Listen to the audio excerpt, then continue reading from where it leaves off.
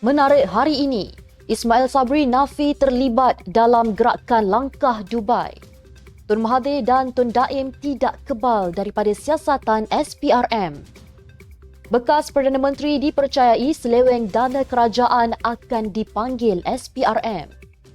Perdana Menteri ucap tahniah kepada SPRM cekap bertindak jaga harta negara. Kit Siang nafi kedudukan Islam di Malaysia terancam.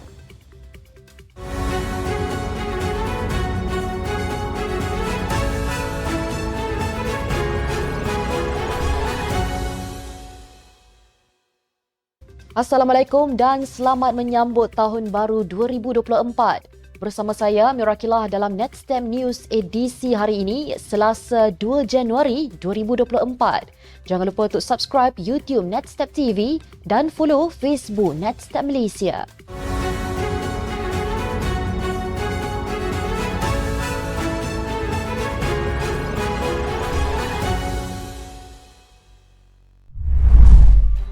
Bekas Naib Presiden UMNO Ismail Sabri Yaakob menafikan dirinya terlibat atau mengetahui tentang gerakan untuk menjatuhkan kerajaan atau langkah Dubai yang dikatakan didalangi pemimpin parti pembangkang termasuk wakil tertentu kerajaan. Ismail yang juga bekas Perdana Menteri mendakwa cubaan mengaitkan dirinya dengan gerakan tersebut merupakan satu fitnah. Jelasnya, beliau terus pulang ke tanah air selepas mengerjakan ibadah umrah dan menyoal kesahihan dakwaan tersebut.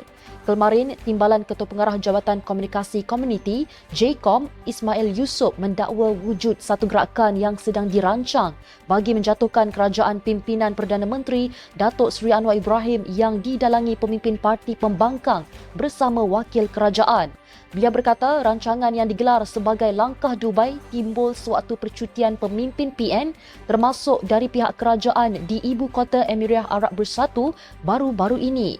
Pertemuan itu diadakan untuk memberikan tugas khusus kepada pegawai yang bertanggungjawab bagi mengenal pasti ahli-ahli parlimen yang berpotensi mengalih sokongan mereka kepada pembangkang dengan menerima sogokan. Premier Sarawak Tan Sri Abang Johari Abang Openg hairan kerana turut dikaitkan dengan langkah Dubai bagi menjatuhkan kerajaan perpaduan apabila namanya secara tidak langsung disebut kononnya sebagai bakal Perdana Menteri. Beliau menegaskan bahawa gabungan Parti Sarawak pimpinannya hanya mempunyai 23 kerusi di Parlimen dan beliau tidak berminat untuk menerima jawatan Perdana Menteri hanya kerana mahu menyertai pakatan bagi menjatuhkan kerajaan sedia ada. Beliau menjelaskan GPS sedar diri atau ukur baju di badan sendiri yang bermaksud GPS hanya mempunyai 23 kerusi di Parlimen. Maka jika beliau diminta untuk menjadi Perdana Menteri, sudah pastinya akan ditekan. Abang Johari berkata demikian pada sidang media selepas melakukan tinjauan mesra ke dataran Ibu Pertiwi, lokasi tiang bendera tertinggi bersebelahan Kompleks Dewan Undangan Negeri Sarawak semalam. Menurutnya, jika benar dakwaan berlakunya langkah Dubai itu, ia hanya membuang masa dan menjadikan politik negara kelam kabut semula. Jelasnya, langkah GPS menyokong kerajaan persekutuan sekarang berjaya menstabilkan politik negara dan dengan berkat kestabilan itu, Sarawak kini meraih hasilnya apabila ekonomi semakin kukuh. Bekas Perdana Menteri Tun Dr. Mahathir Mohamad dan bekas Menteri Kewangan Tun Daim Zainuddin harus menerima hakikat mereka tidak kebal daripada disiasat Suruhanjaya Pencegahan Rasuah Malaysia.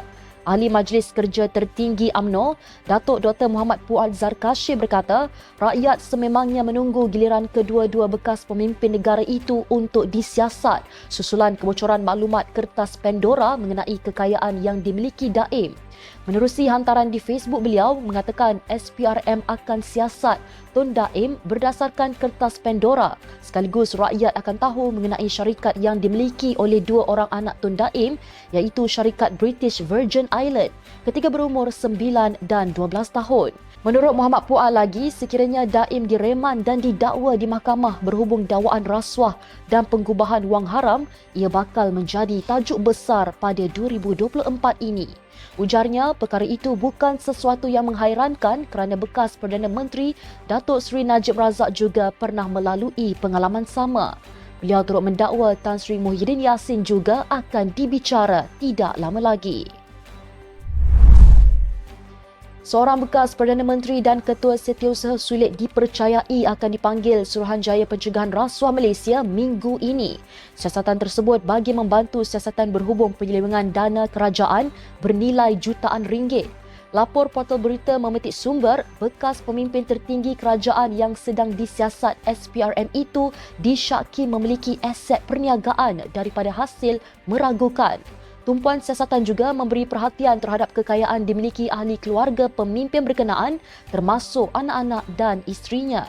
SPRM juga telah menyiasat seorang lagi bekas pemimpin tertinggi disyaki guna dana kerajaan bagi menyelamatkan perniagaan anaknya sehingga menyebabkan syarikat gergasi petroleum negara kerugian lebih 500 bilion sejak 1979.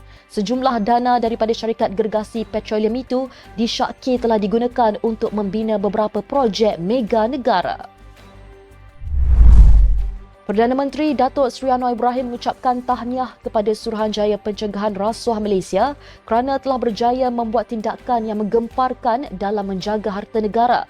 Dalam ucapan sempena Tahun Baru 2024 malam semalam, Perdana Menteri berkata tindakan ini adalah satu tindakan yang menggemparkan.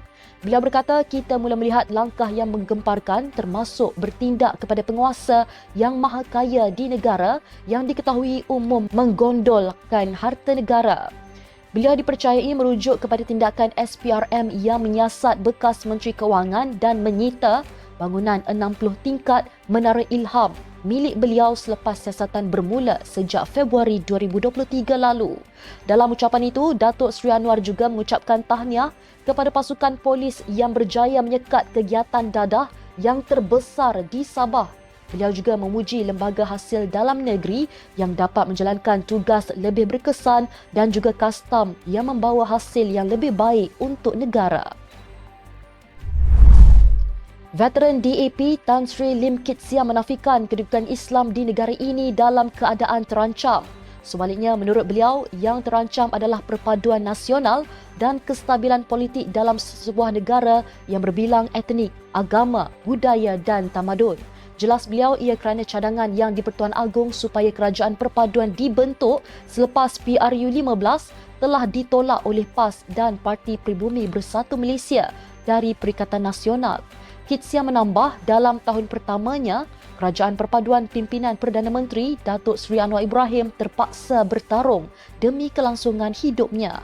Beliau berkata ia adalah kerana Presiden PAS Tan Sri Abdul Hadi Awang dan Presiden Bersatu Tan Sri Muhyiddin Yassin sangat yakin bahawa gelombang hijau yang dicetuskan PN dalam PRU15 mampu menumbangkan kerajaan perpaduan dan ia dijangka berlaku selepas 6 pilihan raya negeri Ogos lalu. Sehubungan itu, Kit Siam menyeru kepada semua pihak menjadikan 2024 sebagai tahun untuk memperkukuhkan perpaduan nasional dan kestabilan politik. Tindakan mana-mana ahli parlimen menarik balik sokongan kepada Perdana Menteri tidak boleh dilabel sebagai perbuatan khianat kerana ia adalah sebahagian daripada hak demokrasi mengikut Perlembagaan Persekutuan. Timbalan Pengerusi Biro Perlembagaan dan Undang-Undang Bersatu, Sasha Lina Abdul Latif berkata, begitu juga mana-mana ahli parlimen bebas untuk menyatakan sokongan mereka kepada Perdana Menteri sebagaimana ditetapkan bawah Perkara 43 Perlembagaan Persekutuan. Bawah Perlembagaan Persekutuan, seorang Perdana Menteri dilantik menerusi sokongan majoriti ahli parlimen di Dewan Rakyat. Justru ahli parlimen bebas menyokong sesiapa sahaja yang mereka pilih. Beliau mengulas dakwaan timbalan Ketua Pengarah Komunikasi Komuniti Jabatan Komunikasi Komuniti Datuk Ismail Yusof bahawa kini muncul usaha menjatuhkan kerajaan perpaduan pimpinan Perdana Menteri Datuk Seri Anwar Ibrahim melalui langkah Dubai yang dianggapnya sebagai satu gerakan pengkhianatan. Mengulas lanjut, Sasha Lina berkata, sama ada benar atau sekadar khayalan apa yang disebut Ismail itu, dakwaan pengkhianatan berkenaan disifatkan sebagai mengelirukan. Bekas Ahli Parlimen Damansara, Tony Phua berkata, kualiti perbahasan di kalangan wakil rakyat pembangkang hari ini masih kurang isi. Oleh yang demikian, kata Phua, wakil rakyat daripada kedua belah pihak perlu meluangkan lebih banyak usaha bagi mengkaji serta memahami asas-asas dasar dan polisi awam. Beliau menjelaskan isu-isu dan topik yang dibangkitkan ahli parlimen pembangkang sentiasa bersifat satu dimensi. Contohnya tentang kaum, agama, arak dan pakaian. Ujar beliau mentadbir negara melibatkan banyak perkara-perkara lain dan mereka hanya mahu bercakap tentang kaum, penggunaan bahasa, isu-isu agama, arak dan pakaian. Puan menambah isu-isu yang dibangkitkan di Parlimen lebih baik ketika Pakatan Harapan menjadi pembangkang. Beliau berkata demikian dalam sebuah podcast yang dihoskan oleh seorang lagi rakannya dalam DAP, Ong Kian Ming. Sekian untuk edisi hari ini. Ikuti perkembangan semasa isu-isu panas politik Malaysia setiap hari hanya di Netstep News. Jangan lupa untuk follow Facebook Netstep Malaysia dan subscribe YouTube Netstep TV.